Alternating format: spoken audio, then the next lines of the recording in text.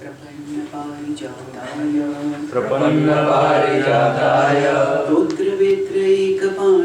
स्तोत्रवेत्रैकपाणये ज्ञानमुद्राय कृष्णाय गीतामृतदुहे नमः। हरे कृष्ण।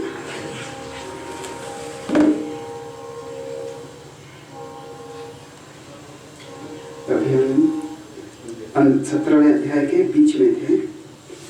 17वें अध्याय में हमने 3 प्रकार के जो 3 स्तर पे शरीर, मन और वाणी, इनकी कैसे तपस्या होती है ये चर्चा कर रहे हैं।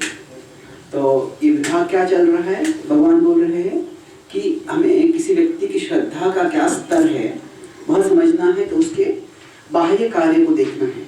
तो हम उसके अन्न के बारे में देखे, फिर उसके बाद में यज्ञ, तप और दान। यज्ञ के बारे में भी देखा, अभी हम तप के बारे में देख रहे हैं।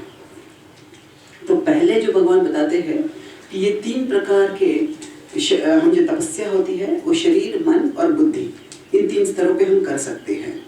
तो इनमें अगर ये जो कार्य बताए गए हैं, ये कार्य अगर व्यक्ति सत्वगुण में करता है तो उसका अलग परिणाम होता है, रजोगुण में करता है तो अलग परिणाम होता है।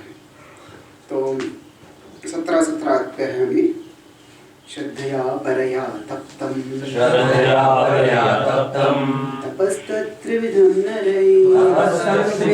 नरै अपलाकांक्षिभिर्युक्ते सात्विकं परिचक्षते। तो श्रद्धया परया तप्तम, परया मतलब बहुत ही उच्च स्तर का, पराभक्ति जो होती है शुद्ध भक्ति कहते हैं, दिव्य भक्ति कहते हैं। यहाँ पे परया जो है, परया और परा एक समान नहीं है, उसी दिशा में है वो, पर वो बिल्कुल एक समान नहीं है, क्योंकि यहाँ पे सात्विकम बता रहे हैं। सत्वगुण में है तो वो दिव्य नहीं हो सकते, पर दिव्यता की ओर है। इसे हम जानते हैं सत्व और शुद्ध सत्व, तो दोनों समान ही है, सब उसमें समान नहीं है, दोनों नॉट सेम बट सिमिलर।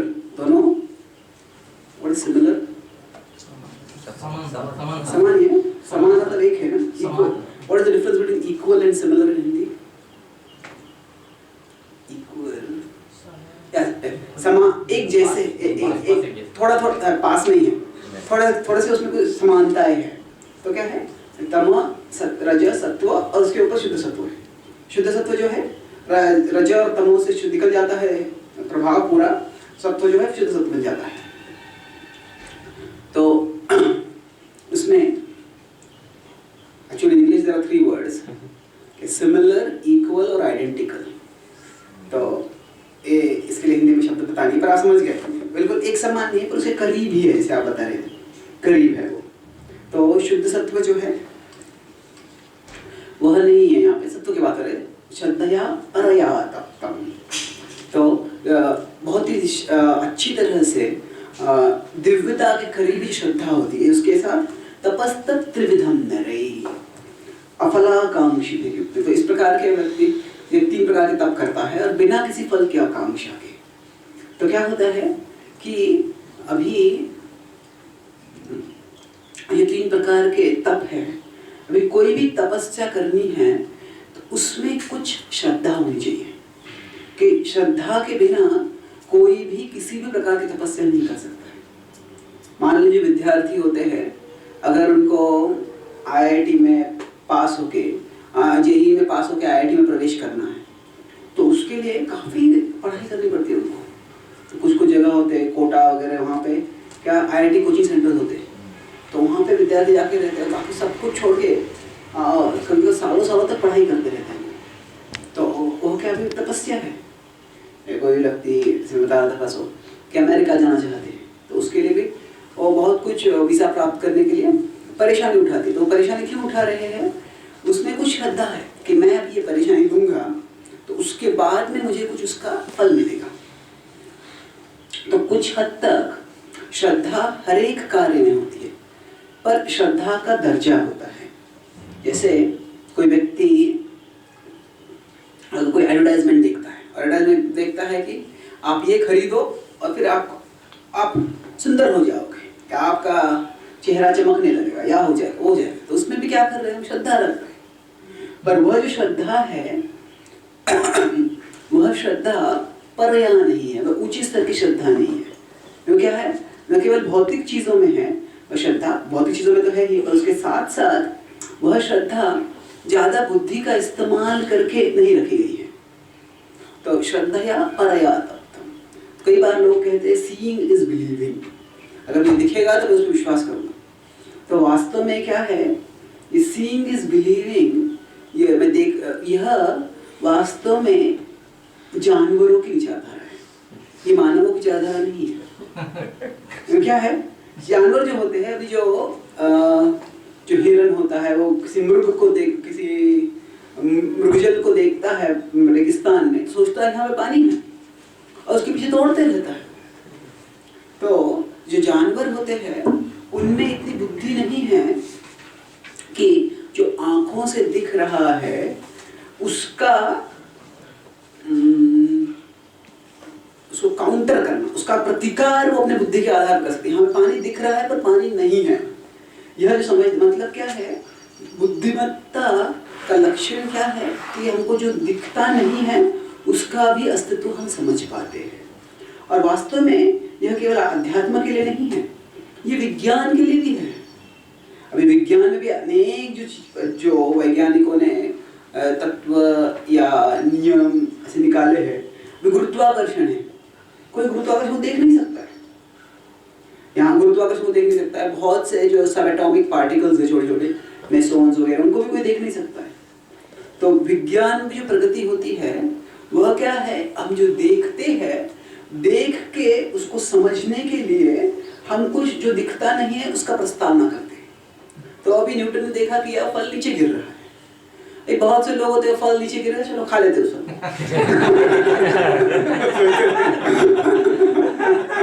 पर वो जब फल गिर गया तो उसने क्या विचार किया, ये फल नीचे क्यों गिरा? जो देखा उसके आधार पर जो दिख नहीं रहा है उसका प्रस्तावना की उसने।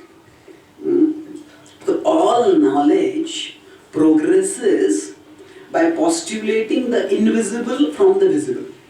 जो दृश्य है वो देखते हैं, और जो दृश्य हमें जो दिखता है उसको समझने के लिए या उसको समझाने के लिए हम कुछ अदृश्य चीजों की प्रस्तावना करते हैं।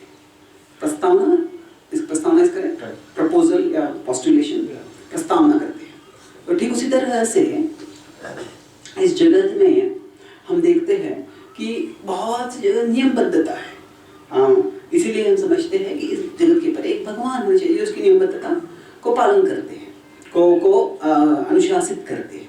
तो वैसे ही तपस्या का में क्या श्रद्धा होती है कि अभी मैं कुछ जो मेरे लिए अनुकूल, जो सुखदायक नहीं है, ऐसी कोई चीज मैं स्वीकार करता हूँ, तो उसका फल क्या होगा, उसका फल बाद में मेरे लिए कुछ अच्छा होगा। तो एक चीज है कि जो दिखता नहीं है उसमें हमें श्रद्धा रखना, कि उसको बुद्धि के आधार पर समझना कि ये है। और दूसरा है कि श्रद्धा का एक और पहलू है कि समय, इन द पेशेंस। इससे क्या होता है, कोई छोटा बालक होता है, डॉक्टर के पास जाता है, तो डॉक्टर चॉकलेट देते हैं तो बहुत अच्छा डॉक्टर है, डॉक्टर इंजेक्शन देते तो बहुत बुरा डॉक्टर है। तो क्या है, उसको दूरंदेशी नहीं है। तो वो जब व्यक्ति बड़ा हो जाएगा तभी भी अगर कोई सुई चुभाता है तो दर्द तो होता ही है थोड़ा बहुत, पर क्या है, जब बुद्धि बड़ी विकसित हो गई होती है तो समझते हैं कि ये थोड़ा दर्द हो रहा है पर इससे बाद में फायदा होगा, बीमारी चल जाएगी, स्वास्थ्य अच्छा हो जाएगा, इसीलिए मैं इसको स्वीकार करता हूँ। तो यह है श्रद्धा की भूमिका। तो श्रद्धा जो सात्विक होती है उसमें क्या, सात्विक श्रद्धा में व्यक्ति जो दिखता है उसके परे देख सकता है, उसके परे जो अदृश्य है वो देख सकता है, या जो भविष्य में दृश्य हो जाएगा। जैसे कि अभी बीमारी है, इंजेक्शन तो दर्दनाक लगता है, पर भविष्य में से स्वास्थ्य आ जाएगा, वो बुद्धि से समझ सकता है। तो ऐसी श्रद्धा से जो व्यक्ति कार्य करता है वह सात्विक है। तो वो उसको उस प्रकार की जो तपस्या करता है वो व्यक्ति सात्विक तपस्या है। फिर उसके बाद में सत्कारमान पूजार्थम सत्कारमान पूजार्थम तपोदम्भ तपोदम्भेन चैव यत् तपोदम्भेन चैव यत् क्रियते तदिह प्रोक्तम् क्रियते तदिह प्रोक्तम् राजसं चलमध्रुवम् राजसं चलमध्रुवम्। तो अभी सत्कारमान पूजार्थम, तो कोई व्यक्ति तपस्या करता है और किसके लिए? वो बहुत आदर प्राप्त करने के, तपोदम्भेन चैव यत्, और क्या है? दम्भ, बहुत दिखावा करना चाहता है। क्रियते तदिह प्रोक्तम, तो इस प्रकार से जो करता है तो उस पर क्रियते, जिस तरह से कर रहा है, प्रोक्तम, उसको क्या कहते हैं? राजसम चलमध्रुवम। तो रजोगुण का लक्षण क्या है कि इंग्लिश में कहते हैं कि some people make things happen, some people watch things happen, some people wonder what happened. कुछ लोग क्या कार्य करवाते हैं, कुछ लोग कार्य होते हुए देखते हैं, और कुछ लोग सोचते हैं क्या हो गया, समझ भी नहीं आता है। तो ये क्या है? ये एक रफ दृष्टि से ये सत्वगुण, रजोगुण और तमोगुण का लक्षण है। तमोगुण में क्या हो रहा है कुछ समझ भी नहीं आता, कुछ भी समझ में नहीं आता। अप्रकाश अप्रवृत्तिश्च प्रमादो मोह एव च, हमने देखा 14वें अध्याय के 13वें श्लोक में। तो अभी यहाँ पे क्या, ये तमोगुण का लक्षण है, कुछ समझ भी नहीं आ रहा क्या हो रहा है। रजोगुण में क्या, व्यक्ति करना चाहता है पर क्या होता है, बहुत चीजें होती रहती है।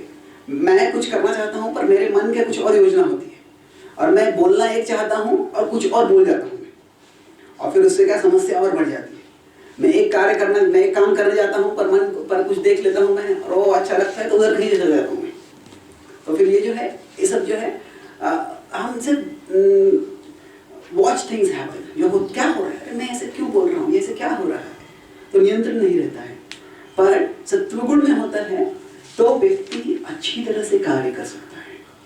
सत्वगुण में ऐसे नहीं है कि सत्वगुण में रहना मतलब कार्यहीन हो जाना। अगर हम 8वें स्कंद में जो अमृत मंथन की लीला है, सागर मंथन करके अमृत निकालने की, तो उसमें ऐसे बताया जाता है कि जब मंदार पर्वत को वासुकी के रूप में रस्सी से बांधा जाता है, तो भगवान ही 3 गुणों के रूप में सब में प्रवेश करते हैं। तो भगवान तमोगुण के रूप में वासुकी में प्रवेश करते ताकि वो सो जाता है, नहीं तो वो घर्षण से उसको भी दर्द होगा और बहुत सारा दुर्गंध और वाफ वगैरह सब आएगी, धुआं आएगा, अग्नि आएगी उसके पेट से। फिर भगवान रजोगुण में प्रवेश करके असुरों के में प्रवेश करते हैं और उनको उत्तेजित करते हैं, और भगवान सत्वगुण में जो देवताओं में प्रवेश करते हैं। अभी जो है देवताएं वो मंदार पर्वत एक खंबे के समान है, और असुर एक दिशा से खींच रहे हैं, और जो देवता है वो दूसरी दिशा से खींच रहे हैं। अभी दोनों खींच रहे हैं, अगर एक पक्ष रजोगुण में है और दूसरा सत्वगुण में है तो दोनों समन्वय रख के कैसे खींच सकते हैं? तो इसका मतलब क्या है कि वास्तव में सत्वगुण का व्यक्ति भी कार्यशील होता है, तो उनमें भी शक्ति होती है, उसमें भी कार्य होता है, पर क्या है, वो दूरंदेशी के साथ कार्य होता है। तो ऐसे नहीं सोचना चाहिए हमें कि सत्वगुण में रहना है मतलब हमें कुछ ज्यादा सेवा नहीं करनी, सब कुछ आराम से रहना। क्या है, सत्वगुण में बाह्य रूप से क्या होता है, कभी कोई सत्वगुण और तमोगुण समान लगता है। क्या होता है कि रजोगुण में कार्य बहुत होता है, सत्वगुण और तमोगुण में व्यक्ति इतना कार्यशील नहीं होता है। पर क्या है, बाह्य रूप से वो समानता है, पर वास्तव में अंतरंग से काफी फर्क है। तो क्या है, सत्वगुण में कार्य होता है पर सोच समझ के कार्य करता है व्यक्ति, और जब व्यक्ति कार्य करता है तभी उत्साह से कार्य करता है व्यक्ति। तो रजोगुण में क्या है, बहुत ज्यादा दूर तक देख नहीं सकता, इसलिए शक्ति रहती है, उत्साह रहता है, पर कुछ समय के लिए उत्साह रहता है। तो दिखावा, तपोदम्भेन चैव यत्, तपोदम्भेन चैव यत्। कोई अगर उपवास करता है तो सारी दुनिया को बताना चाहता है कि मैंने इतना उपवास किया। तो यह जो है क्या है कि अगर हम उपवास कर रहे हैं तो उपवास में क्या होता है कि हमारा अगर उपवास करके हम दिखावा कर रहे हैं तो वो होता है कि हमारा शरीर फास्टिंग कर रहा है, पर हमारा जो अहंकार है वो फीस्टिंग कर रहा है। तो देखो ये लोग कितने पतित हैं, और मैं इतना आत्मनियंत्री। तो बाइबल में बताया गया है कि अगर आप उपवास कर रहे हो तो इस तरह से रहन सहन करो कि किसी को पता भी नहीं चले कि आप उपवास कर रहे हो। तो दिखावा, भगवान देख रहे हैं, भगवान वो तपस्या से प्रसन्न हो जाएंगे। दंभ जब होता है तो क्या होता है, भौतिक स्तर पे हम फल चाहते हैं। क्या भौतिक स्तर पे जो स्थूल स्तर पे फल होता है कि पैसा चाहिए, शक्ति चाहिए, और सूक्ष्म स्तर पे होता है वो मान चाहिए। तो ऐसे क्या कह रहे हैं, if you want fame then you will not get prem. कि अगर हमको फेम चाहिए, ख्याति चाहिए, तो फिर हमको भगवत भक्ति में प्रगति नहीं होगी, हम भगवान का स्मरण नहीं कर रहे हैं। फिर तमोगुण का भी जो यस जी, सत्वगुण में तपस्या के लिए जैसे रिजल्ट्स हम देख नहीं पाते, दूर रहते हैं, तो उत्साह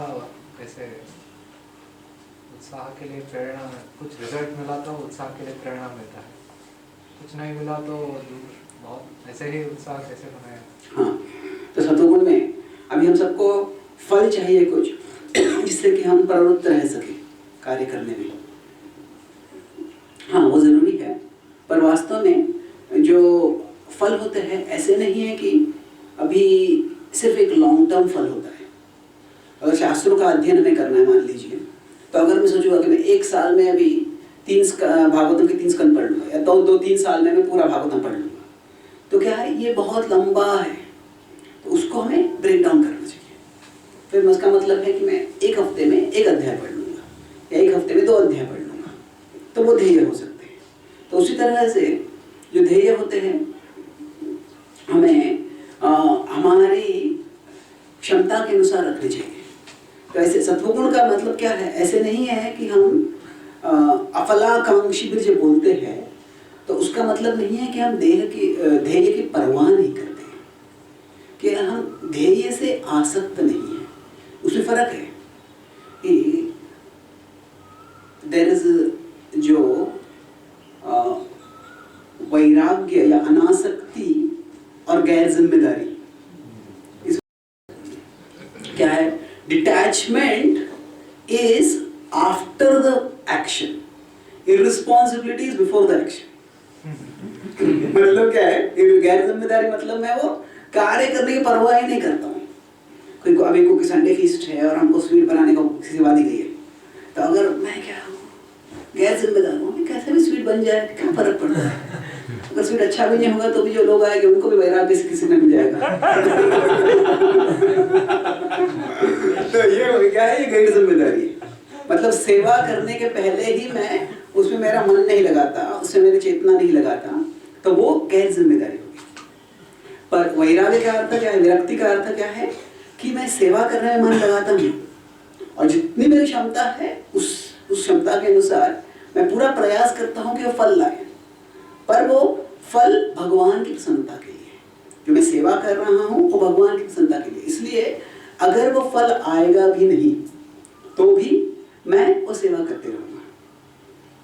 तो ये भाव क्या है, कर्मण्येवाधिकारस्ते, या यहाँ पे अफलाकांक्षी धीर, उसका प्रधान भाव क्या है कि हमारी चेतना एकाग्र रहे जो हम कार्य कर रहे हैं और जिसके लिए हम कार्य कर रहे हैं उसमें। तो ऐसे क्या है, आदौ श्रद्धा, साधु संग, भजन क्रिया, अनर्थ निष्ठा, रुचि, आसक्ति भाव। तो ऐसे रुचि और आसक्ति दोनों काफी समान है, और उसमें फर्क क्या है, रुचि में सेवा में रस लगता है और आसक्ति में भगवान में रस लगता है। तो दोनों में रस है, पर क्या है, जब सेवा में रस है मतलब मुझे ये सेवा अच्छी लगती है, पर जब आसक्ति का असर आता है तो कोई भी सेवा हो, भगवान के लिए सेवा कर रहा हूँ, इसलिए उसमें प्रसन्नता आ जाती है। तो दोनों में भाव क्या है कि हमारी चेतना हमें भगवान में लगानी है, भगवान में या भगवान की सेवा में। तो अगर हम अनासक्त रहते हैं तो हम बार बार फल की चिंता नहीं करते रहते हैं, और फल की चिंता नहीं करते रहते इसलिए हम पूरी एकाग्रता से सेवा में लग सकते हैं।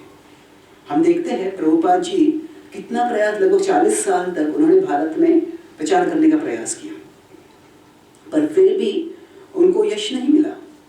तो अगर वो गैर जिम्मेदार होते तो इतना प्रयास ही नहीं करते थे। तो वास्तव में देखते उनको फॉलो अप भी कौन कर रहा था। एक बार सेवा करने को बोल दिया, उन्हें गुरु महाराज ने बोल दिया, एक बार शुरुआत में बोला, बाद में वो शरीर त्यागने के पहले बोल दिया, बाद में कौन है उनको बोलने को। फिर तो उन्होंने जिम्मेदारी स्वीकार की और प्रयास करते रहे। तो वो अनासक्त थे, मतलब क्या कि फल नहीं भी मिले तो भी मैं तो प्रयास करते ही रहूँगा। तो उसमें हम देखते हैं, अगर हम वो लीलामृत का पहला भाग या दूसरा भाग का पहला भी भाग देखते हैं, उसमें हम देखते हैं कि प्रभुपाद पूर्णतया एकाग्रते भगवान का गुणगान करने, भगवान की सेवा में अपनी क्षमता के अनुसार जो भी मौका मिल गया है उसके अनुसार वो सेवा कर रहे थे। और इस तरह से वो वीत राग भय क्रोध, तो ये जो है ये कई बार आता है, उसमें 2 बार आता है। दूसरे अध्याय के 55वें श्लोक में आता है वो, 54 में दुखेषु सुखेषु वीत राग भय क्रोध 55वें श्लोक में आता है। तो उसके बाद में वही चौथे अध्याय के 10वें श्लोक में भी आता है।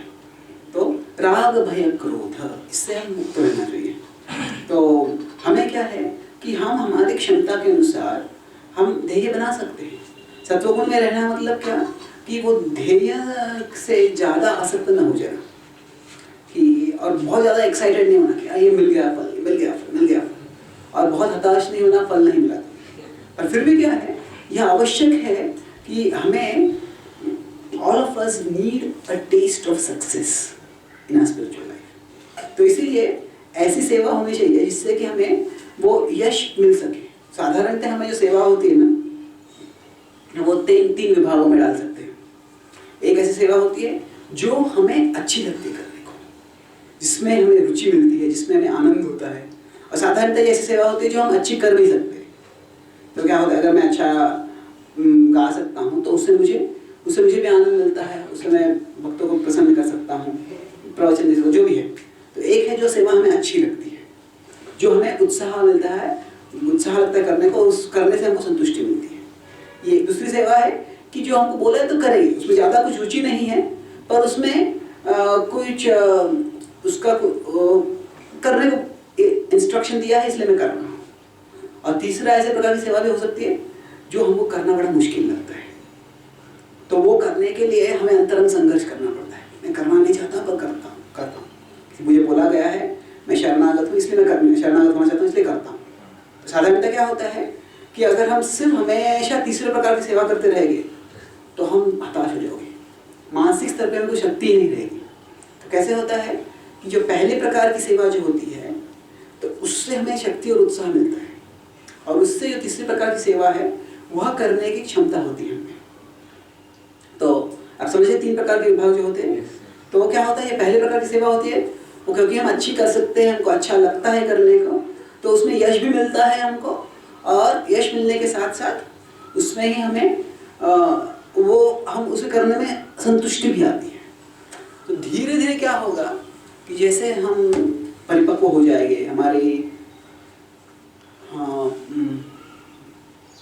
हम परिपक्व हो जाएंगे, हमारी आध्यात्मिक प्रगति होगी, तो हम समझ पाएंगे। प्रभुपाद जी उपदेशामृत के परिचय में लिखते हैं कि जब व्यक्ति सत्वगुण में आ जाता है तो उसके बाद में प्रगति कैसे करनी है यह अंदर से पता चल जाएगा। अंदर से पता चल जाएगा, इसका मतलब ये नहीं है कि हम कुछ आदेशों का पालन नहीं करेंगे। उसका मतलब ये है कि शास्त्रों में बहुत कुछ चीज़ें बताई गई है, अलग अलग भक्तों से मैं बहुत कुछ सुनते हैं, तो उसमें से क्या पालन करना है मुझे, क्या मेरे सबसे अनुकूल है, वह हम समझ पाएंगे। तो इसलिए क्या है, जो पहले प्रकार की सेवा होना जरूरी है, जिससे कि हम प्रगति कर सकें, इससे हमें उत्साह मिल सके, संघर्ष करने की शक्ति मिल सके, और यश का आस्वादन भी हो सके। क्लियर? तो इसको आगे ना करते, साउंड रिकॉर्ड नहीं कर पाएगा।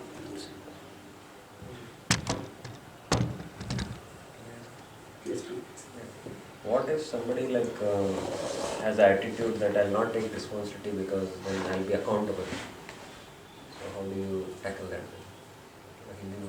अगर कोई सोचता है कि मैं जिम्मेदारी नहीं लूँगा क्योंकि फिर उससे मैं कुछ जवाब देना पड़ेगा कि तूने ऐसे क्यों नहीं किया, ऐसे क्यों किया, तो यह जो है यह भाव 2 प्रकार से हो सकता है।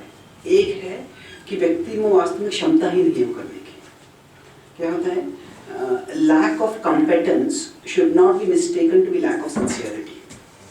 क्या होता है, कभी कभी कोई व्यक्ति को कुछ करने की क्षमता ही नहीं है, उसी को आप बोलते हैं मैनेजमेंट की सेवा करो, पर वो मैनेजमेंट करने की उसकी प्रवृत्ति नहीं है, तो वो उसको करने को बोलेंगे तो फिर उसको इतना बड़ा बोझा लग जाता है। तो वो इसमें उस पर कुछ दिन पहले बताया था ना कि कोई ब्राह्मण प्रवृत्ति के व्यक्ति है, उसको आप फंड रेजिंग करने को बोले उसको बहुत बड़ा बोझा लगेगा। कोई वैश्य के प्रवृत्ति का व्यक्ति है, उसको शास्त्रों में कुछ लोग ढूंढने को बोले उसको बड़ा बड़ा बोझा लगेगा। तो क्या होता है, अलग अलग लोगों की अपनी क्षमता होती है, तो अपनी प्रतिभा होती है। तो कभी कभी क्या होता है कि लोग जिम्मेदारी लेने में हिचकिचाते हैं क्योंकि वो लगता है कि मुझे कर ही नहीं पाऊंगा मैं, और नहीं कर पाऊंगा तो बड़ा फिर उससे समस्याएं और बढ़ जाएगी, तो क्यों मैं इसमें घुसूं। तो अगर ऐसे हो रहा है तो फिर व्यक्ति को, उन भक्तों को हमें प्रोत्साहन देना चाहिए कि वे ऐसी सेवा ढूंढने का प्रयास करें कि जो उनमें क्षमता है करने की, जो प्रतिभा है करने की। और अगर वैसे नहीं है और वो सेवा ज़रूरी है करना जिसमें उनको क्षमता नहीं है, जिसमें उनको ज़्यादा टैलेंट नहीं है, तो फिर धीरे धीरे उनकी क्षमता के अनुसार होना चाहिए। तो ऐसे नहीं होता है कि किसी में वो प्रतिभा है ही नहीं, दक्षता नहीं है तो कभी आएगी नहीं।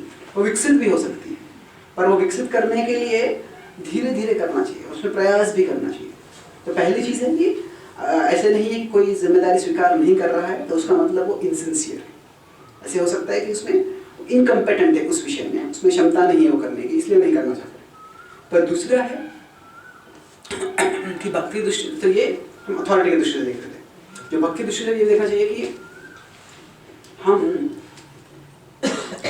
जब तक जिम्मेदारी नहीं लेंगे तब तक हम कृष्ण भावना में प्रगति नहीं कर जाएगा। तो क्या है, हमारे स्तर पे हम अगर कहते हैं कि हमें भगवान का सदैव स्मरण करें, ऐसा होता ही तो बहुत सदैव भगवान का स्मरण तो काफी दूर की बात है, पर कुछ समय तक भी भगवान का स्मरण करना है तो वो आसान नहीं है।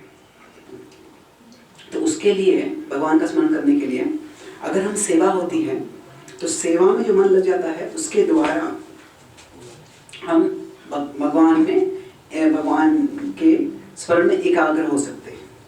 तो इसीलिए जो प्रभुपाद जी बोला करते थे कि नेक्टर ऑफ डिवोशन पे जो प्रवचन देते थे, बोलते जो इन के न प्रकार मन कृष्ण निवेशित, किसी भी तरह से मन भगवान में लगाना है। तो अभी वही भक्ति सामने संदर्भ में दो चीजें बताई गई। एक बताया गया अन्याभिलाषिता शून्य ज्ञान कर्मा, वो पराभक्ति है, पर वो पराभक्ति का स्तर बहुत दूर है। उसके पहले क्या है, ये न के न प्रकार मन कृष्ण निवेशित, किसी न किसी पद्धति से मन लगाना है भगवान में। तो अभी उसके तात्पर्य प्रभुपाद जी बोलते हैं और उसका समझाते हुए कि यह गुरु की जिम्मेदारी है और कि शिष्य को उचित पद्धति से वो मन भगवान ने कैसे लगाए समझे। तो प्रभुपाद जी एक लेक्चर में बोलते हैं कि this Krishna consciousness movement has been practically invented by me, कि जो कृष्ण भावना आंदोलन है ये मैंने संशोधित किया है। संशोधित किया मतलब क्या है कि अलग अलग पद्धतियों से कैसे भक्तों को सेवा में लगाना है, वह बुक डिस्ट्रीब्यूशन है या रथ यात्रा है, यह सब जो है यह बहुत ही अच्छी पद्धति से प्रभुपाद जी ने ये योजना करके बनाया है। तो इसलिए वास्तव में हमें यह समझना है कि भक्त को भी समझना है कि अगर मैं सेवा नहीं है तो मैं भगवान में मन लगाऊं कैसे। तो सेवा में जब मैं जिम्मेदारी लेता हूँ, तो तमाल कृष्ण महाराज जब बॉम्बे प्रोजेक्ट में थे तो तभी वो मिस्टर एन थे, वो बहुत परेशान कर रहे थे और कभी गुंडे आ रहे थे, कभी लीगल ऑफिस में परेशानी आ रही थी। तो एक बार तमाल कृष्ण महाराज प्रभुपाद जी के पास गए, हम बोले कि ये जो इसके कारण ये इतना चिंता हो रही है मुझे कि मेरा जब डिस्टर्ब होता है। तो प्रभुपाद जी ने बोला मेरा भी जब डिस्टर्ब होता है। तमाल कृष्ण महाराज कुछ बोल नहीं पाए, बोले तो फिर प्रभुपाद जी गंभीर हो गए, बोले कि तमाल कृष्ण महाराज बोल रहे थे कि इतनी चिंता होती है कि चिंता के कारण मेरा जब डिस्टर्ब हुआ है। प्रभुपाद जी बोले थे कि your anxiety for serving Krishna will take you back to Krishna, कि आप भगवान की सेवा के लिए अगर चिंता करते हो तो वो चिंता आपको भगवत धाम ले जाएगी। यशोदा माई को चिंता होती है, कृष्ण जंगल में चला गया है तो फिर उसको कुछ काटे तो चुभे भी नहीं, कुछ कहीं गिर तो नहीं जाएगा, कुछ होगा तो नहीं उसको, तो वो चिंता होती है। और चिंता से कृष्ण भावना और प्रवृत्त होती है। तो इसीलिए जिम्मेदारी लेना मतलब क्या है, जिम्मेदारी लेना मतलब हम एक भावनात्मक स्तर पे कृष्ण से संबंधित हो रहे हैं। कैसे होता है कि हमारा एक इमोशनल सर्कल होता है कि जिन चीज़ों के संबंध में हमें भावनाएं होती हैं, अगर भारत पाकिस्तान की मैच है और भारत हार जाता है तो क्या होता है, हमारे भावनाओं में तूफान आ जाता है, तो भारत हार गया। तो क्या है, इन चीज़ों में हमारी भावनाएं होती हैं। और फिर एक भक्त होता है, क्योंकि भगवान से संबंधित भावनाएं होती हैं। तो क्या है, भक्ति में प्रगति मतलब क्या होता है कि our emotional circle intersects more and more with Krishna's emotional circle. मतलब भगवान कृष्ण को जिस चीज़ों में भावनाएं लगती है, अगर कोई भक्त कोई एक आत्मा है जो गुमराह हो गया, वो भगवान के पास आने लग गया है, तो फिर उससे भगवान को प्रसन्नता होती है। तो अगर मुझे भी उससे प्रसन्नता होती है कि ये आत्मा भगवान के पास आ रहा है, तो फिर उसमें क्या हो रहा है, मेरा और भगवान के भावनाएं हैं वो कुछ हद तक समान हो रही है। भगवान की भावना शुद्ध है, मेरी भावना शुद्ध हो रही है। तो जो सेवा जो है, सेवा में जिम्मेदारी है, वो हमको भावनात्मक स्तर पे भगवान से संबंधित करने में सुविधा देती है, मौका देती है। तो वो नहीं है तो हम भावनात्मक स्तर पर कैसे संबंध होंगे? भगवान की लीलाओं का श्रवण करेंगे, स्मरण करेंगे, पर हमारे स्तर में हम कब तक कर सकते हैं स्मरण? कुछ समय तक कर सकते हैं, पर सेवा जो है हम पूरी तरह से वो अच्छी तरह से हम मन उसमें लगा सकते हैं। तो बहुत वेज, जो अथॉरिटी की दृष्टि से, भक्ति की दृष्टि से, उसमें उसको सुविधा देकर और प्रोत्साहन देकर और जिम्मेदारी की स्वीकार करने का प्रवृत्त करना चाहिए। जो सत्वगुण में जो ऐसा कार्य करता है, his actions, what he does, they are far-sighted. Yes, सत्वगुण में कार्य होते हैं वो दूरदर्शी से होते हैं। सरदारेषु देहेषु प्रकाशं जायते। प्रकाश मतलब जो होता है उसके परिणाम भी देख सकता है, नृत्य का फल क्या होगा, ऐसे का वो जो कार्य करे उसका फल क्या होगा देख सकता है। तो मूढग्राहेण आत्मनो यत् पीडया क्रियते तपः परस्योत्सादनार्थं वा तव तामसमुदारतं। तो मूढग्राहेण, मूढ़ शब्द कई बार आता है, जो मूर्ख होता है, मूढ़ मतलब गधा होता है। तो मूढग्राहेण आत्मनो यत्, तो जो व्यक्ति बुद्धिमान नहीं है, जानवर जैसे चेतना है, और पीडया क्रियते तपः, पीडया क्रियते तपः मतलब खुद को परेशान करता है, खुद को दर्द देता है। परस्य उत्सादनार्थम, और दूसरों को भी दर्द देता है। तत्तामसम उदाहृतम, तपस्या है वो तमोगुण की तपस्या है। तो जो व्यक्ति अभी मैंने बताया था ना, कभी लोग क्या करते हैं, अपने बालों को खींच के निकालते हैं, तो वो इस प्रकार की तपस्या है। वो तपस्या शास्त्रों में नहीं बताई है। तो हमें उस प्रकार जो खुद को परेशान करना है, दूसरों को परेशान करना है। और क्या महत्वपूर्ण क्या है कि अगर उसमें उद्देश्य पता नहीं है, क्यों कर रहा हूँ मैं ऐसे, और उसका परम जो उद्देश्य को पता नहीं है, तो फिर वो तपस्या तमोगुण में होती है। प्रकाश जैसे कर रहा था, शरीर काट रहा था, तो ये तत्तामसम उदाहृतम। इसके बाद में अभी दान के बारे में आता है। दातव्यम इति यद्दानम, दातव्यम इति यद्दानम, दीयतेनुपकारिणे,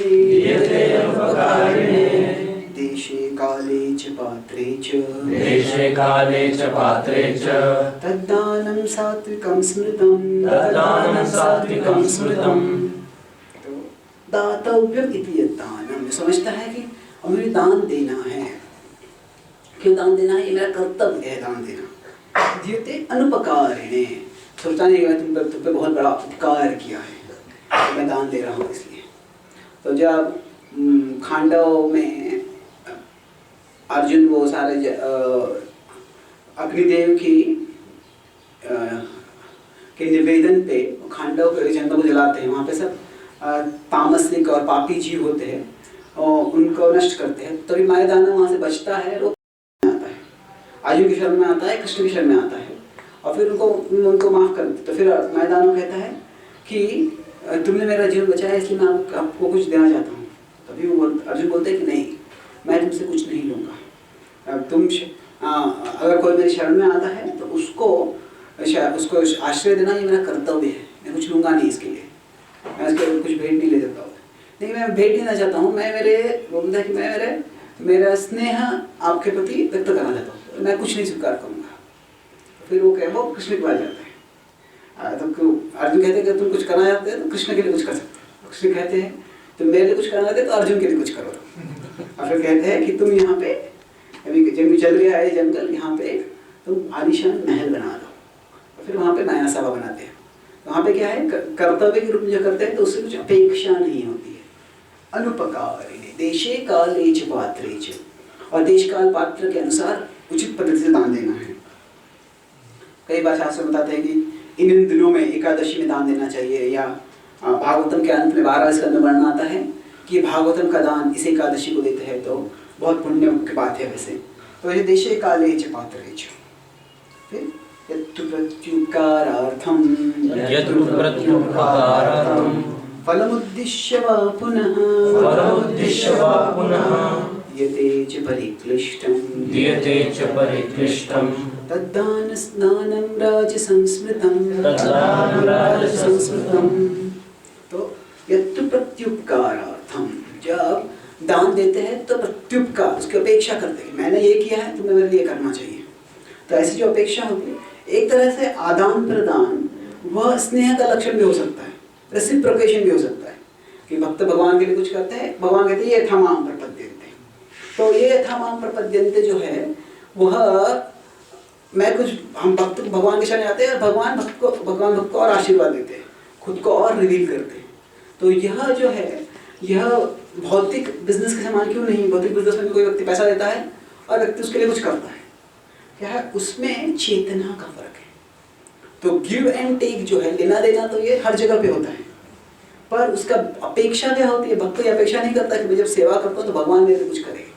भक्त जब स्नेह होता है, प्रेम होता है, तो भगवान की प्रसन्नता ही चाहते हैं और कुछ नहीं चाहते। पर भक्त भगवान भी भक्त के लिए कुछ करना चाहते हैं। तो इसलिए अगर उद्देश्य क्या होता है, मैंने ये किया तुम मेरे लिए करना चाहिए, तो फिर वो जो है वो राजसिक है, वो भौतिक है, वो जैसे प्रहलाद महाराज कहते हैं वणिक के समान है, एक धंधा करने वाले व्यक्ति। तो वही प्रत्युपकारार्थम, प्रत्युपकार की चलते फलम उद्दिश्य वा पुनः, फलम उद्दिश्य कि आपको फल मिलेगा। तो कभी कभी हम प्रवचन देते हैं तो कभी बोलते हैं कि भक्ति करते हैं तो ये आपका इटर्नल बैंक अकाउंट है, कि अगर आप हर एक जप कर रहे हो हमेशा आपके साथ उसका फल रहेगा। तो ये क्या है, ये शुरुआत में हम बोलते हैं लोगों को प्रवृत्त करने के लिए कि आप भक्ति में लग जाओ, पर वास्तव में यह कोई गलत नहीं है, क्योंकि ये न किन प्रकार मना कृष्ण विषय। तो जैसे हम भक्ति में प्रगति करते हैं तो फिर हम क्या होता है, उसके बाद में हम सिर्फ भगवान की प्रसन्नता चाहते हैं। तो कभी वक्त पूछते हैं कि ऐसे बताया जाता है कि एक वक्त में पूछा मेरे वेबसाइट पे सवाल कि अगर हम कहते हैं कि विष्णु के एक विष्णु सहस्रनाम के एक समान एक राम का नाम है, और कृष्ण का जो एक नाम है वो 3 राम के नाम के समान है, तो बोलते हैं हरे कृष्ण महामंत्र में राम का नाम क्यों लेते, सिर्फ कृष्ण का ही नाम लेंगे ना। एक कृष्ण का नाम जो है राम के 3 नामों से समान है, तो ज़्यादा फायदा होगा हमको। तो वहाँ पे क्या है कि devotion is not a matter of mathematics. ये जो है भक्ति, ये गणित की बात नहीं है। हम जब जप करते हैं हम भगवान को प्रसन्न करना चाहते हैं, और हम प्रसन्न करते हैं उनके भक्तों ने जो आदेश दिए उसके अनुसार, शास्त्रों में उन्होंने जो आदेश दिए उसके अनुसार। तो इसीलिए यह जो है कि हमारे गुरुवर ने हम क्या बताया है कि आप हरे कृष्ण महामंत्र का जप करो, इसलिए हम हरे कृष्ण महामंत्र का जप करते हैं। राम नाम का भी जप कर सकते हैं, उसमें कोई गलत नहीं है, पर ये भाव नहीं होना चाहिए कि राम नाम से ज़्यादा कृष्ण नाम है। तो उससे क्या होता है, कभी कोई एक भक्त थे, अभी चैतन्य भागवत में बताया कि सब नामों सबसे शुद्ध नाम जो है गौरताई के नाम है। तो क्या है, तो हरे कृष्ण महामंत्र जब क्या करने की जरूरत है, गौरताई का नाम ले लो, बस गौरताई का नाम ले लो। फिर एक बार भक्त ने पूछा प्रभुपाद जी को कि अगर भगवान से ज्यादा भगवान को अपने भक्त प्रिय है तो भगवान का नाम लेकर जरूरत है, भगवान के भक्तों का ही नाम लेंगे सिर्फ प्रभुपाद। तो प्रभुपाद बोले डोंट स्पेक्युलेट, आप स्पेक्युलेट जो शास्त्र में बताया है वो करना चाहिए हमको। तो क्या है, हर जगह पे जब मैथमेटिक्स लेके आएंगे तो क्या है, तो वो जो तर्क वितर्क है वो उचित है कई जगह पे, पर तर्क वितर्क हम शास्त्रों के अनुसार करना है, शास्त्रों के विपरीत नहीं करना है। प्रभुपाद जी को एक बार एक व्यक्ति पूछा कि गाय सत्वगुण में होती है और फिर गाय की विष्ठा जो होती है वह भी पवित्र होती है, तो ब्राह्मण सत्वगुण में होता है, तो ब्राह्मण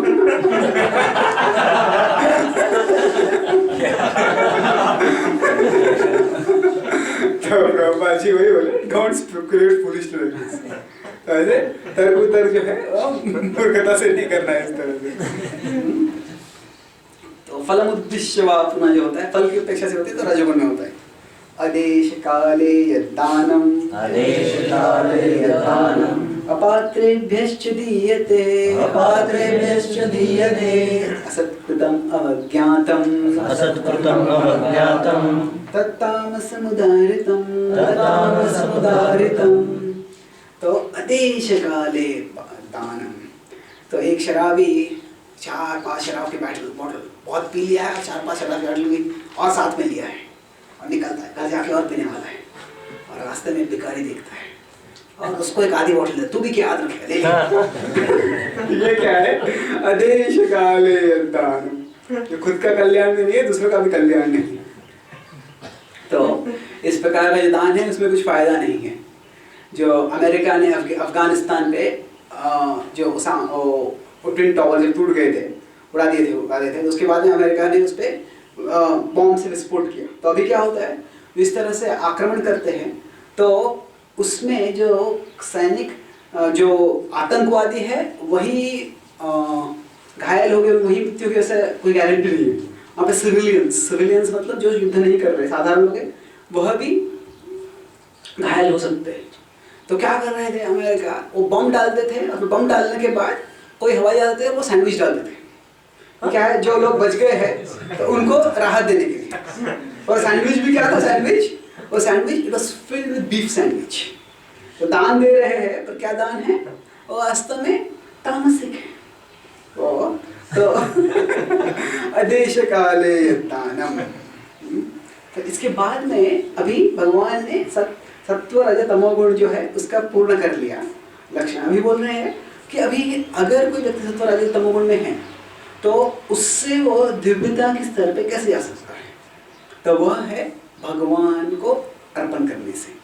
तो अगर भगवान पता नहीं है तो इसलिए ओम तत्सत, यह भगवान को संबोधित करने का पद्धति है। तो इन शब्दों से भगवान को संबंधित करके व्यक्ति कार्य कर सकता है। ओम तत्सदिति निर्देशो ब्रह्मणस्तत्त्रिविधः स्मृतः ब्राह्मणास्तेन वेदाश्च यज्ञाश्च विहिताः पुरा। तो ओम तत्सत इति निर्देशो, निर्देश मतलब उसको संबोधित करते, निर्देशित करते किसको, ब्रह्मणस। इसमें दूसरी पंक्ति में ब्रह्मणस शब्द आता है, तीसरी पंक्ति में ब्राह्मणास शब्द आता है। तो ब्रह्मण जो है दूसरी पंक्ति में वो परम सत्य के बारे में, ब्रह्मण जो है परम ब्रह्म जो होता है ब्रह्मण के बारे में समझता है। और तीसरी पंक्ति में जो ब्राह्मणास है वो ब्राह्मण। तो ये बता रहे हैं कि वो ब्राह्मण को संबंधित करने के लिए काफी समय से पूरे समय पूरा मतलब काफी पुरातन काल से ब्राह्मण वेद और यज्ञ इन सब में क्या वो जो ब्राह्मण को ओम तत्सत इस शब्द से संबोधित किया जाता है। तो अभी ओम तत्सत की क्या अर्थ है, अभी एक पंक्ति में ओम फिर तत् और सत उसका वर्णन करेंगे भगवान। तस्माद् ओम इत्युदाहृत्य यज्ञदान तपक्रिया प्रवर्तन्ते विधानोक्तः सततं ब्रह्मवादिनां। तस्मात् ओम इत्युदाहृत्य, तो ओम इसे संबोधित करते हैं।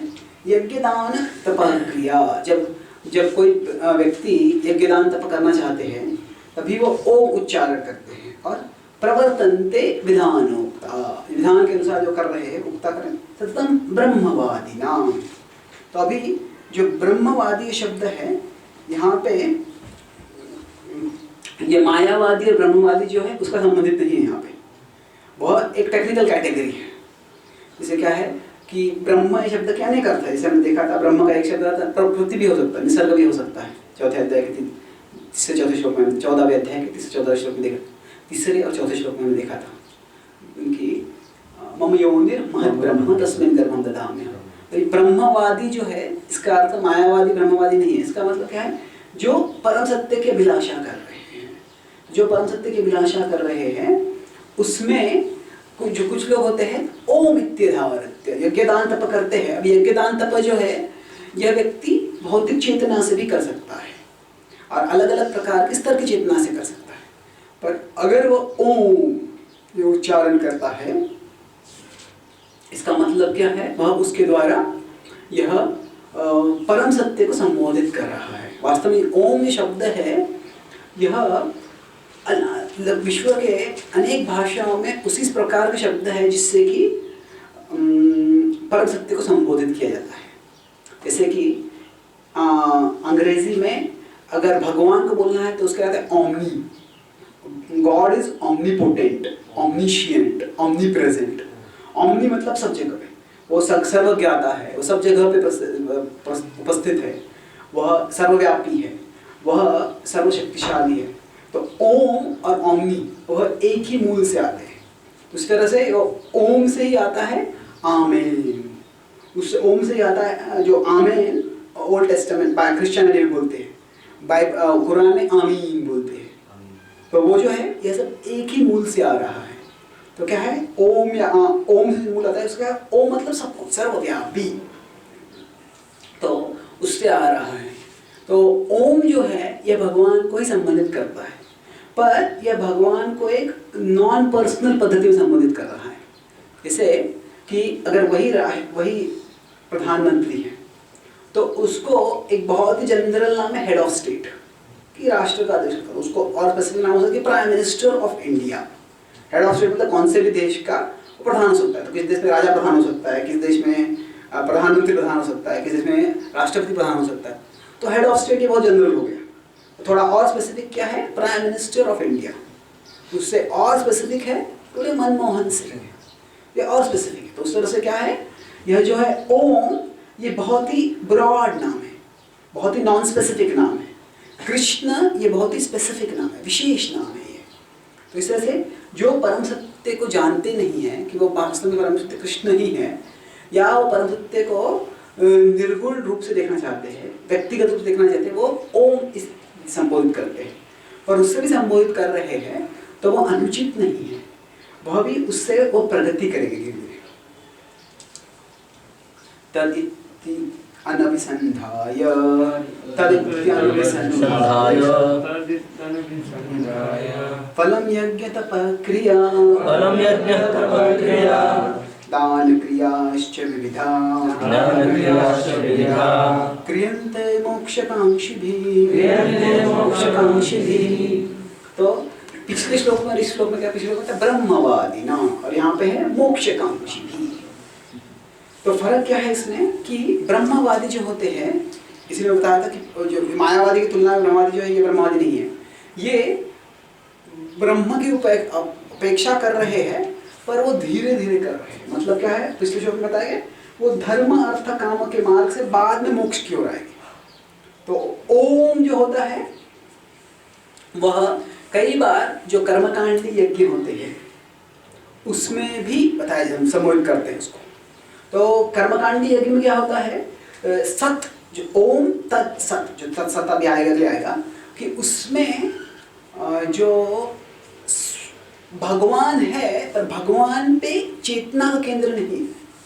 जैसे क्या है कि बहुत से लोग सोचते हैं कि भगवान का अस्तित्व मेरी नृत्य का आयोजन करने के लिए क्या है कि भगवान कहते हैं कि मैं आध्यात्मिक जगत में लीला कर रहा हूँ, तुम मेरे साथ में आ जाओ, तुम सहभागी हो जाओ उसमें, तुम सहयोग करो उसमें। पर कर्मकांड मतलब क्या है, भगवान मैं यहाँ पे लीला करना चाहता हूँ, तुम मुझे मदद करो यहाँ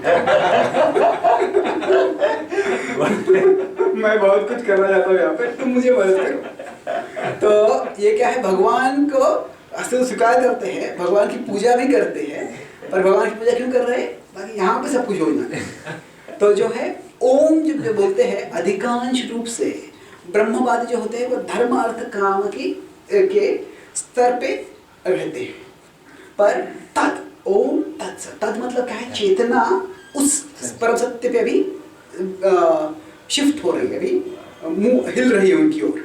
तो इसलिए मोक्षकांक्षी भी, वो मोक्षकांक्षी भी है और साथ साथ अनभिसंधाय है। क्या है, वो आसक्त नहीं है, अनभिसंधाय। तो यज्ञ दान तप कर रहे हैं पर वो फलम से अनभिसंधाय, अभिसंधाय मतलब आसक्त, अनभिसंधाय मतलब आसक्त नहीं है। तो इसलिए वो यज्ञ दान तप के भौतिक फलों से आसक्त नहीं है, वो सिर्फ मोक्षकांक्षी भी है। तो मतलब ओम तत्सत ये तीनों जो है यह उसी परम सत्य को संबोधित करते हैं। पर ओम सिर्फ जो व्यक्ति बोलता है उसकी चेतना उतनी प्रवृत्त नहीं है, उसकी समझ उतनी प्रवृत्त नहीं है। तत् जब बोलता है तो उसकी चेतना और प्रगतिशील हो गई कि भगवान पे केंद्र लाया है। फिर इसके बाद में सत के बारे में बताएंगे। सद्भावे साधुभावे च, सद्भावे साधुभावे च, सदित्येतत् प्रयुज्यते, सदित्येतत् प्रयुज्यते, प्रशस्ते कर्मणि तथा, प्रशस्ते कर्मणि तथा, सच्शब्द पार्थ युज्यते, सच्शब्दः पार्थ युज्यते, सद्भावे साधुभावे च। तो भाव मतलब चेतना या भावना, सद्भाव। तो जब व्यक्ति की सत, जो परम शाश्वत सत्य जो है, सत्य की ओर आकर्षण होता है, भावना होती है, साधुभावे च। और साधु मतलब अच्छा, तो जो सद्भाव होता है साधु भाव होता है, मतलब जो शाश्वत चीज़ों की ओर आकर्षण होता है वो अच्छा होता है। और तभी सद इत्येतत्, तो ओम तत्सत। तो क्या है कि अनेक प्रकार के धर्म हैं, अनेक प्रकार के आध्यात्मिक पद्धतियाँ हैं, धार्मिक पद्धतियाँ हैं। तो उनमें हम जो उच्च है और उच्च नहीं है उसको हम कैसे समझ सकते हैं। तो जैव धर्म में भक्तिनाथ ठाकुर बताते हैं कि जो भी धार्मिक पद्धति है वह किसी एक परम सत्य जो है, जो शाश्वत है, उनके ओर आकर्षण बढ़ाती है, उनका ज्ञान देती है, उनकी ओर आकर्षण बढ़ाती है, वह अनुकूल है, वह अच्छी है। तो क्या मतलब है इसका कि any religious system which gives knowledge of the eternal and which directs the heart towards the eternal is an auspicious system. तो अभी क्या है कि अगर हमें आध्यात्मिक बनना है तो सबसे पहले बौद्धिक स्तर पे आध्यात्मिक चीज़ को समझना है और उसके साथ साथ भावनात्मक स्तर पे उस आध्यात्मिक सत्य की ओर आकर्षित होना है। तो ये दो चीज़ें होनी चाहिए। अभी वो परम सत्य क्या है, उसका नाम क्या है, उसको भले ही कोई कृष्ण बोलेंगे, कोई यहोवा बोलेंगे, कोई अल्लाह बोलेंगे, वो अलग अलग नामों से संबोधित करते हैं। भक्तिनाथ ठाकुर कहते हैं चैतन्य शिक्षामृत में कि वही एक ऊंचा पर्वत के शिखर है, वही माउंट एवरेस्ट है। तो उसको एक व्यक्ति दक्षिण से देखेगा, एक उत्तर से देखेगा, एक पूर्व से देखेगा, एक पश्चिम से देखेगा, सबको वो उसके अलग अलग पहलू दिखाई देंगे। तो इसी तरह कहते हैं कि इधर से पूर्व से पातंजलि ने उसी परम सत्य को देखा है और पश्चिम से जो है प्लेटो ने उसी परम सत्य को देखा है, व्यास ने उसी परम सत्य को देखा है, मोसेस ने उसी परम सत्य को देखा है।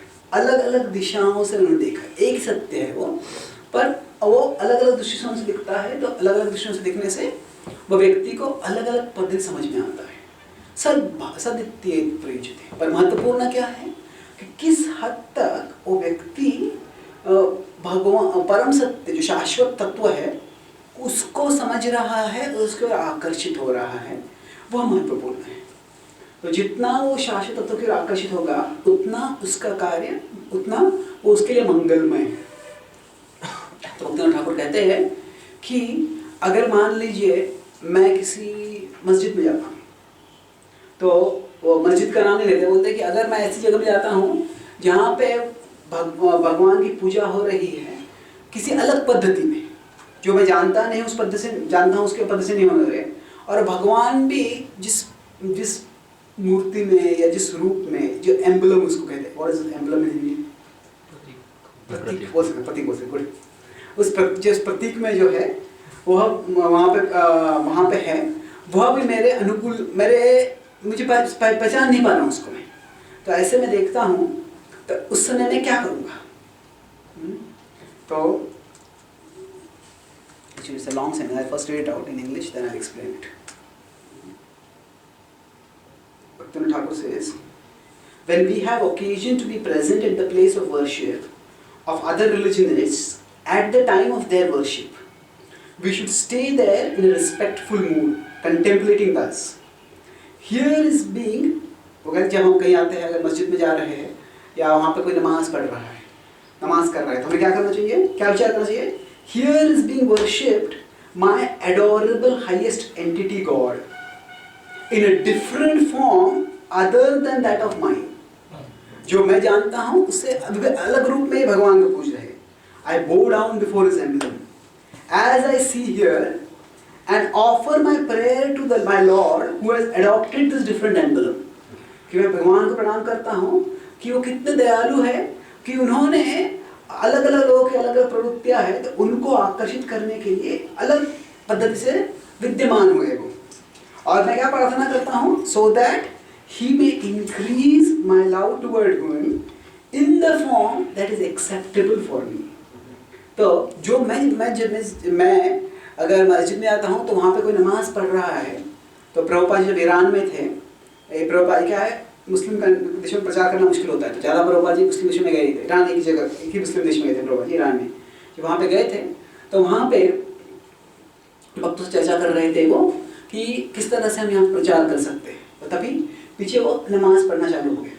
तो नमाज पढ़ना चालू हो तो प्रभुपाद जी तुरंत अपनी आँखें बंद कर ली और हाथ जोड़ लिए और पूरा वो नमाज पढ़ के चल रहा था. प्रभुपाद जी आँखें बंद थी उनकी, ध्यान से सुन रहे थे. और फिर पूरा खत्म हो गया तो प्रभुपाद जी अपनी आँखें खोली. Wasn't that beautiful? सुंदर था ना वो. तो भक्त थोड़े अचंभित हो गए. फिर एक भक्त ने कहा, प्रभुपाद जी कि नहीं बेहतर होता कि वो हरे कृष्ण महामंत्र का जप करते. तो प्रभुपाद जी जैसे दुखी हो गए, बोले विचित हो गए, डोंट मेक मी सेक्टेरियन. कि आप मुझे सेक्टेरियन क्या है, पक्षपाती, कट्टरवादी नहीं, कट्टरवादी फैनाटिक हो गया. सांप्रदायिक, हम संप्रदाय शब्द साधन का एक सकारात्मक पद से बोल सकते हैं. हाँ, तुम मुझे किसी एक पक्ष में मत डाल दो. देखिए वो अपनी पद्धति से भगवान का गुणगान कर रहे हैं, हम हमारी पद्धति से गुणगान कर रहे हैं. तो क्या है यहाँ पे प्रभुपाद जी कहते हैं कि अगर हम कोई भगवान के पास जा रहा है, भगवान को पूज रहा है, तो वह अनुकूल है उनके लिए. तो इसीलिए क्या है, सदित्य तत् प्रयुज्यते, कि अगर सबकी ओर आकर्षण बढ़ रहा है तो वो जो धर्म है वह अनुकूल है. तो अभी दुनिया में अलग अलग प्रकार की धार्मिक पद्धतियाँ हैं और उसमें उसके द्वारा लोग कुछ हद तक उनकी क्षमता के अनुसार, उनके ज्ञान के अनुसार, उनकी परिस्थिति के अनुसार, उनकी संस्कृति के अनुसार वह भगवान की प्रगति कर रहे हैं. और यह भगवत चेतना के विकास के लिए अनुकूल है. पर इसके साथ साथ तो ये एक दृश्य देखने की, इसके साथ साथ यह भी सत्य है कि हम देखते हैं कि ये जो मुस्लिम धर्म है या क्रिश्चियनिटी भी थोड़े कुछ हद तक, पर मुस्लिम ज़्यादा हद तक, वह क्या है, वह दूसरे धर्मों के खिलाफ वह काफ़ी इनटॉलरेंट है. वह उसमें साथ रहने का भाव नहीं है. तो कई बार जब मुस्लिम राजा होते थे, कोई राज्य को जीत लेते थे, तो फिर क्या करते हैं, वहाँ पे पहले जाके वो महल को उद्ध्वस्त करते थे और फिर मंदिरों को उद्ध्वस्त करते थे. तो क्यों? क्योंकि क्या है, उनकी संकल्पना अलग होती है. उनकी संकल्पना क्या है कि एक ही भगवान है. बात तो हम भी स्वीकार करते हैं, भगवान एक ही है, पर वो क्या सोचते हैं कि वह जो एक भगवान है उसको वो अदृश्य है, वो किसी भी रूप में आ नहीं सकता, पता नहीं है. तो इसीलिए अगर किसी भी रूप में कोई आ गया है तो वो भगवान नहीं है, वो भगवान का प्रतिद्वंद्वी है. तो जब भी वो, अभी हम कहते हैं कृष्ण या अल्लाह वो एक ही है, पर बहुत से मुस्लिम जो है वो सोचते हैं, ऐसे नहीं सोचते. वो क्या सोचते हैं, अल्लाह ये अकेला भगवान है और कृष्ण हो, राम हो, कोई भी हो, ये क्या है, ये भगवान के प्रतिद्वंद्वी है. और वो कहेंगे नहीं, पर कई बार वो कहते हैं कि ये वास्तव में शैतान ने ये सब रूप लिए है अल्लाह से दूर आपको प्रलोभित करने. तो इसीलिए क्या है, भगवान का गुणगान करना है तो भगवान के प्रतिद्वंदियों का नाश करना चाहिए।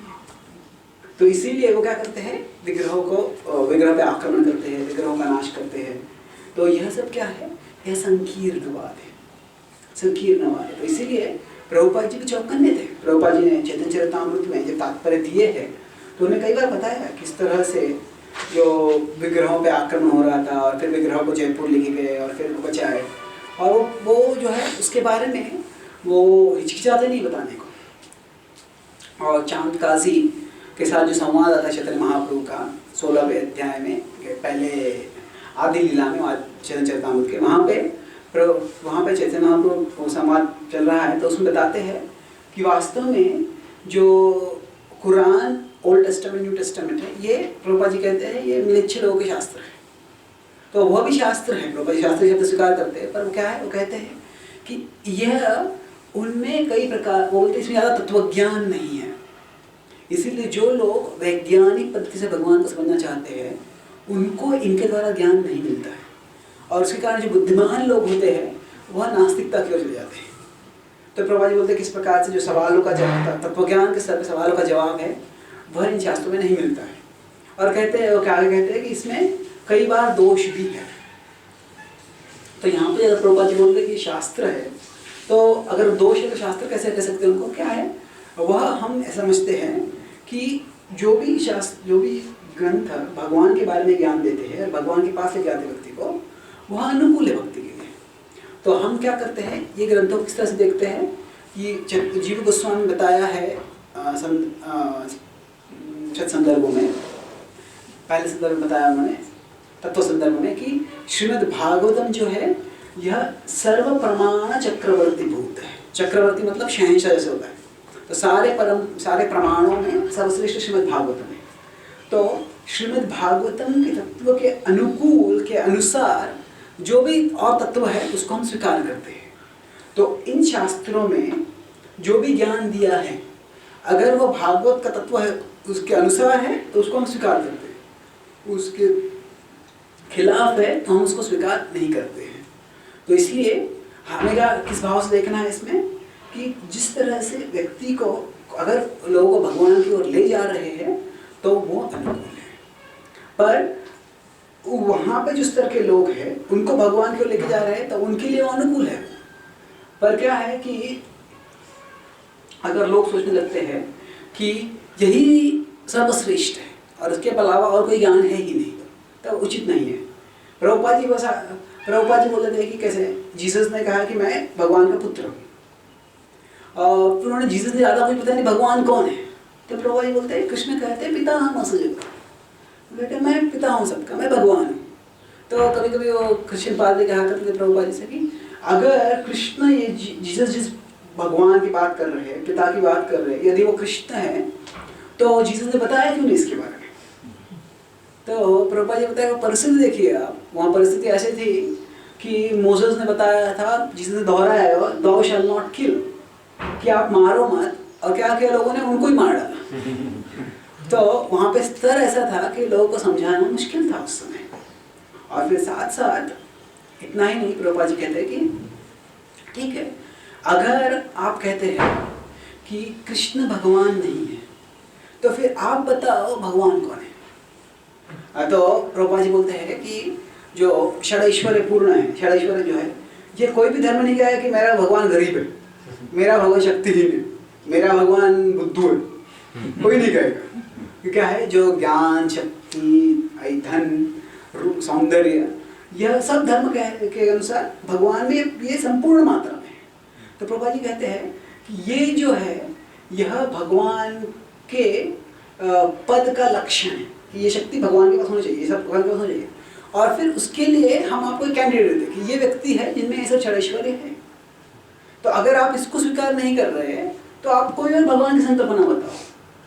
अगर आपके पास कोई और भगवान की संकल्पना है नहीं और आप ये स्वीकार नहीं कर रहे हैं तो ये संकीर्णवाद हो जाएगा। तो प्रभुपाद जी बोला करते, प्रभुपाद जी के शिष्य थे हयग्रीव प्रभु, वह इंग्लिश प्रोफेसर थे, वो इंग्लिश ओहायो यूनिवर्सिटी में इंग्लिश सिखा रहे थे और वहाँ साथ प्रचार भी कर रहे थे। तो एक बार उनके प्रिंसिपल ने उनको बुला लिया, उनसे कहा उन्होंने कि मैंने सुना है कि अब आप आप एक विचित्र भगवान की संकल्पना का सिखा रहे अपने अपने विद्यार्थियों को कि मुझे पता नहीं था कि भगवान के बारे में बोलना इस कॉलेज में गैर कानूनी है। नहीं, भगवान के बारे में गैर कानूनी नहीं, पर तुम एक विचित्र संकल्पना बोल रहे भगवान की। तो बोल रहे तुम्हारी संकल्पना क्या है भगवान की? अरे मेरी कोई संकल्पना नहीं है। तो अगर आपकी संकल्पना नहीं है तो आप कैसे कह सकते हो कि मेरी संकल्पना विचित्र है? तो बोलते पर नहीं, तुम तो कहते हो कि भगवान काले हैं। तो उस समय क्या था कि अमेरिका में सिविल राइट्स मूवमेंट चल रहा था, तो सफेद और काले लोगों में बहुत युद्ध हो रहा था। नहीं, हमारे भगवान काले नहीं है, नीले हैं। तो कुछ बोले अब तुम ऐसा कि तुम कह रहे हो कि भगवान काउबॉय है। काउबॉय मतलब आपको काउबॉय मूवीज होते हैं, वो क्या घोड़े पे बैठते हैं, बंदूक लेके जाते हैं। बोले काउबॉय नहीं है, काउबॉय बॉय है। ग्वाले। तो प्रभुपाद जी बोलते हैं कि अगर आपको भगवान के बारे में ज्ञान चाहिए, भगवान की भक्ति करनी है, तो जहाँ भी भगवान का ज्ञान मिले आप उसको स्वीकार करो। अगर कोई विद्यार्थी कंप्यूटर साइंस पढ़ना चाहता है और अभी भारत में से कोई कॉलेज है, यहाँ पे बेलगाम में कौन सा कॉलेज है? इंजीनियरिंग, कंप्यूटर इंजीनियरिंग कॉलेज यहाँ पे गोगटे कॉलेज है। तो यहाँ पे वो पढ़ रहा है, कुछ कंप्यूटर इंजीनियरिंग सीख गया। अभी दुनिया में जो नंबर 1 कॉलेज है अमेरिका में MIT कॉलेज है, वहाँ पे कंप्यूटर साइंस इंजीनियरिंग बहुत विकसित है। तो अगर किसी विद्यार्थी को मौका मिल जाएगा कि वहाँ पे कंप्यूटर इंजीनियरिंग सीखने को बोले, तो क्या वो कहेगा नहीं मैं इस कॉलेज में पढ़ा हूँ, मैं इसी कॉलेज में पढ़ूंगा, मैं और कहीं से भी सीखूंगा नहीं। उसको पूछना पड़ेगा are you interested in college और are you interested in knowledge? आपका रुचि क्या है? आपको सिर्फ कॉलेज में महत्व है या ज्ञान में महत्व है? तो ठीक उसी तरह से जो अलग अलग धर्म है वह एक कॉलेज के समान है, और उसका उद्देश्य क्या है कि भगवान के बारे में ज्ञान देना, भगवान के बारे में भक्ति प्रगति करना। तो प्रभुपाद जी कहते हैं कि अगर आपको भगवान से प्रेम करना है, तो अगर कहीं आपको भगवान के बारे में और ज्ञान मिल रहा है तो वो ज्ञान आप स्वीकार करो, उससे आपकी भगवान की भक्ति में और प्रगति होगी। प्रभुपाद जी क्या करते कि अमेरिका में मैं क्रिश्चियन लोगों को हिंदू बनाने के लिए नहीं आया, मेरा उद्देश्य क्या है? भौतिकवादी लोगों को आध्यात्मिकवादी बनाना है, to convert materialists into spiritualists. See, there is a horizontal conversion and there is a vertical conversion. Horizontal conversion मतलब क्या कि बहुत से लोग प्रलोभित करते हैं हिंदू लोगों को कि आप मुस्लिम बन जाओ, आए आप क्रिश्चियन बन जाओ, हम आपको पैसा देंगे, हम आपको दवाई देंगे, हम आपको ये देंगे वो देंगे। तो उससे क्या होता है, वो कन्वर्जन हो जाता है। पर कन्वर्जन के बाद क्या होता है, चेतना का ज़्यादा विकास नहीं होता है। वो पहले हिंदू भौतिकवादी थे, अभी मुस्लिम, अभी क्रिश्चियन भौतिकवादी बन जाते हैं। रहते क्या है, भौतिकवादी ही रहते थे। पर प्रभुपाद जी क्या बोला करते थे कि मैं क्या कर रहा हूँ, भौतिकवादी लोगों को आध्यात्मिकवादी बनाने के लिए आया। तो साधारणतः क्या था कि अगर कोई व्यक्ति सिर्फ नाम के वास्ते क्रिश्चियन होता है, मतलब क्रिश्चियन परिवार में जन्म लिया है पर कुछ ज़्यादा क्रिश्चियनिटी का प्रैक्टिस नहीं किया, तो प्रभुपाद जी बोला करते आप फिर हम कृष्ण जीसस को भी हमारे गुरु के रूप में स्वीकार करते हैं, पर क्योंकि ये भक्ति योग चैतन्य महाप्रभु की जो विधि बताई गई है, जिसमें हरे कृष्ण महामंत्र से बहुत तेजी से व्यक्ति प्रगति कर सकता है, इसीलिए आप ये अनुशीलित करो, इसको स्वीकार करो। पर महत्वपूर्ण क्या है, अगर कोई क्रिश्चियनिटी में ही और तीव्रता से लग गया है और उसमें उसका ही वो पालन कर रहा है, तो क्रिश्चियन फादर है, क्रिश्चियन प्रीस्ट है भी, तो फिर पादरी बन गया, तो उसको नहीं बोले कि तो तुमको छोड़ दो, जब हरे कृष्ण मत बोले कि तुम बाइबल को अच्छे से समझो और फिर तत्व है उसका अच्छी तरह से विकास करो, आप वेजिटेरियन बन जाओ, प्रभुपाद जी बोला करते हैं। तो क्या है हमारा उद्देश्य, जैसे मैं पहले भक्ति ठाकुर ने बताया ना कि पहाड़ है, तो वो पहाड़ को अलग अलग लोगों ने अलग दृष्टि से देखा है और फिर उसके देखने के अनुसार वो ऊपर चढ़ रहे हैं। तो अभी उद्देश्य क्या है कि हमें ऊपर चढ़ना है और दूसरे लोगों को प्रवृत्त करना है कि तुम भी ऊपर चढ़ो। तो जो अगर एक मार्ग से पहले से ऊपर चढ़ने लग गया है तो उसको भी वहाँ से नीचे खींच के तुम यहीं पे चढ़ना है ऊपर। ऐसा भाव नहीं है, तुम उधर से सही में सिर्फ ऐसे नाम मत लो कि मैं क्रिश्चियन हूँ, मैं हिंदू हूँ, मैं मुस्लिम हूँ, सही में तुम ऊपर चढ़ रहे होगे, तुम्हारी चेतना विकसित हो रही है, तुम आध्यात्मिक बन रहे, ये देखो। और अगर सिर्फ वो नाम के वास्ते ही क्रिश्चियन है पर वो पवित्र पहाड़ के नीचे नहीं है, तो फिर क्या है, वो एक ही पहाड़ है, वो उसी पहाड़ के शिखर के हमको जाना है, पर जो चैतन्य महाप्रभु ने कृष्ण भावनामृत का संदेश दिया है भक्ति योग का, वह उसी पहाड़ की ओर चढ़ने का एक तुलनात्मक पद्धति से सरल मार्ग है। बाकी मार्ग जो है वो और कठिन मार्ग है। और क्यों कठिन है? यहाँ पे जो हायर टेस्ट है, ऊंचा स्वाद है, वह इतना नहीं मिलता है यहाँ पे जो ऊंचा स्वाद मिलता है उसकी तुलना में। इसीलिए अगर कोई नीचे ही है, नीचे से ऊपर ही चढ़ना है, तो कहते हैं वहाँ से जो मार्ग है उसकी तुलना में ये जो मार्ग है आसान है। और यह हमारा मिथ्या अहंकार नहीं है कि हम कह रहे हैं कि हम में मार्ग कर रहे, पालन कर रहे, इसलिए ये आसान है। हम देखते हैं व्यावहारिक रूप से कि जितना परिवर्तन व्यक्ति के जीवन में हरे कृष्ण मंत्र के जप से, कृष्ण के कीर्तन से होता है, उतना परिवर्तन कितने लोगों के जीवन में होता है।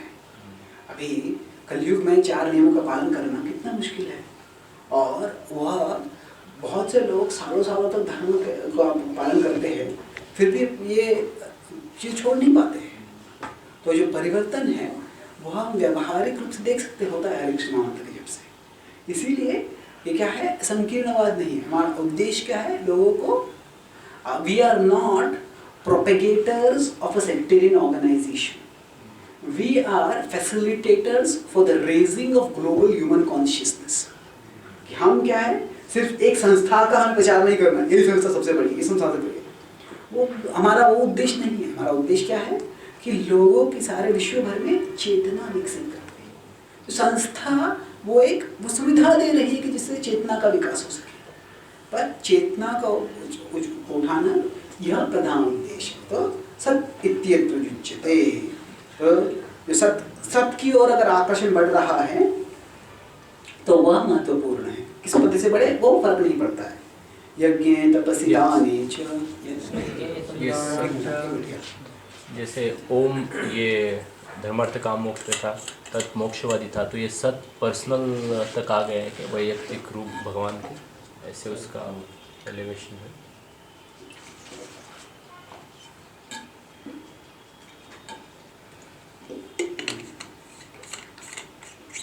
तो क्या सत जो है वह व्यक्तिगत तक पहुंच गए? जरूरी नहीं है, पर सत मतलब शाश्वतता का पहुंच गए।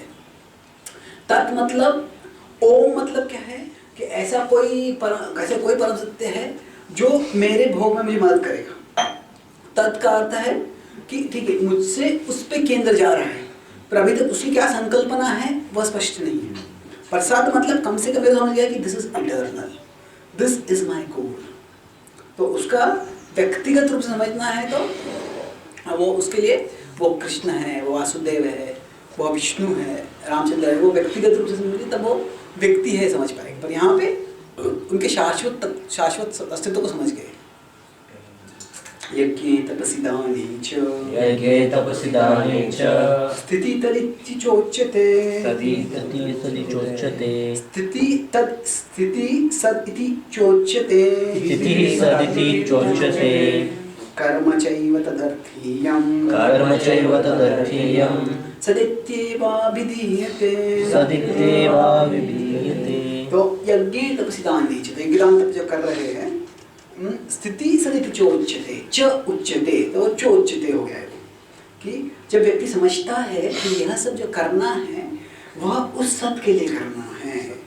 कर्म में चैव तदर्थीयं, तदर्थी उसके लिए करना है, तो तभी वो तदिति एवाभिधीयते। तो तभी क्या होता है, ओम तत्सत, इसके पूर्ण समझ व्यक्ति को आ जाती है। उसका मतलब तदर्थी, उसके लिए सब कुछ समर्पित करना है, नहीं समझ आता है तो वो ओम तत्सत के बोलते हुए वह व्यक्ति परम सत्य तक पहुंच सकता है। तो ये क्या है, इस श्लोक में अभी कोई शास्त्र के अनुसार कर भी नहीं रहा है, धीरे धीरे वह परम सत्य तक पहुंच सकता है। जब निस्वार्थ भाव आ जाएगा, परम सत्य का ज्ञान आ जाएगा, तो यह ऊपर का स्तर बताया गया है। और फिर इस अध्याय के अंत में जो बिल्कुल निचला स्तर बताएगा, तो ये क्या है, उल्टा है। 16वें अध्याय में जो सबसे नीचे का स्तर पहले बताया था, यह शास्त्र विधि उत्सृज्य, फिर बताया था ऊपर उठना है तो तस्मात् शास्त्रं प्रमाणन्ते। यहाँ पे पहले बताया कि तदर्थीयं, इस तरह से करेगा व्यक्ति ऊपर उठ जाएगा, पर जो ऐसे नहीं करता है वह नीचे ही रहेगा। वह आखिरी श्लोक में बताते हैं, अश्रद्धया हुतं दत्तं, अश्रद्धया हुतं दत्तं, तपस्तप्तं तपस्तप्तं कृतं च यत् तपस्तप्तं कृतं च यत् असदित्युच्यते पार्थ असत् इति उच्यते पार्थ न च तत्प्रेत्य नो इह प्रेत्य नो इह। तो अश्रद्धया उतम दत्तम, तो श्रद्धा नहीं रखता है और तपस्तप्तं कृतं च यत्, कोई तपस्या करता है, यज्ञ करता है, दान करता है, दत्तम या दान हो गया, करता है तो वह क्या है? असदित्युच्यते, वह असद है। तो सत जो सत के विपरीत में असत है। असत मतलब वो क्षणभंगुर है और वो सत्य से कुछ संबंधित नहीं है। नचित प्रेत्य नो प्रेत्य, तो उसमें जो उसको अगले जन्म में कुछ फल नहीं मिलेगा और इस जन्म में फल भी नहीं मिलेगा। मतलब वो श्रद्धा नहीं रखता है और कार्य करता है तो फिर उसको कोई भी फल नहीं मिलेगा। तो इसका मतलब है श्रद्धा आवश्यक है, शास्त्रों में श्रद्धा होगी और भी अच्छा है, परम सत्य के लिए श्रद्धा होगी तो वह सर्वोत्कृष्ट है। उसके विपरीत जो है वह असत रहेगा। तो अभी इस तरह से 17वें अध्याय का अंत होता है और कल से हम 18वां अध्याय चालू करेंगे। धन्यवाद। श्रीमद् भगवद गीता की जय, श्री प्रभुपाद की जय, गौर भक्त जय, गौर प्रेमानंद।